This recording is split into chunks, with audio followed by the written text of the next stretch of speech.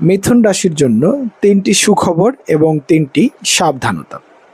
প্রথমত মিথুন রাশির জন্য প্রথম যে বিষয়টা সেটা বলতেছি যে দীর্ঘদিনের আপনাদের সমস্যাগুলো আস্তে আস্তে মিটবে এবং মিটার জায়গাতে চলে আসবে। এই জন্য আপনাদেরকে অবশ্যই একটা সুবাতাস আপনার ভাগ্যের এবং শান্তির সুবাতাস বইতে শুরু করবে। দ্বিতীয়ত হচ্ছে নতুন নতুন ইনভেস্টমেন্ট যারা করতে চাইতেছেন তারা অবশ্যই সামনের দিকে আস্তে আস্তে আস্তে আস্তে এগোতে পারেন, তবে বুঝে শুনে এগোতে হবে।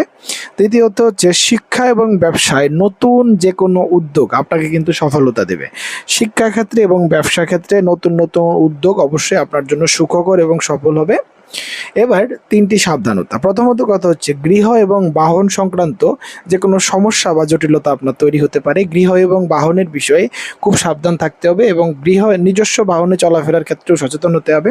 দ্বিতীয়ত হচ্ছে কর্মক্ষেত্রে নিজের মেজাজ ধরে রাখতে না পারা বা হট টেম্পার্ড হয়ে যাওয়ার প্রবণতা থাকবে, এক্ষেত্রে কিন্তু আপনাকে সাবধান হয়ে চলতে হবে। তৃতীয়ত হচ্ছে কাজে কিছুটা বিলম্বের যোগ দেখা যাবে এবং কাজে কিছুটা ডিলে বা বিলম্ব আপনার হতে পারে। এই জন্য আপনাকে সবসময় সঠিক সময় কাজে প্রেজেন্ট থাকার চেষ্টা করতে হবে। মিথুন রাশির জাতক জাতিকাদের জন্য বলবো বৈশাখ মাসটা একটু সবুজ রঙের জামা কাপড়কে বেশি প্রাধান্য দিতে হবে।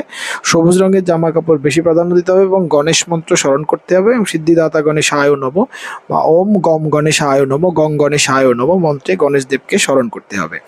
নমস্কার।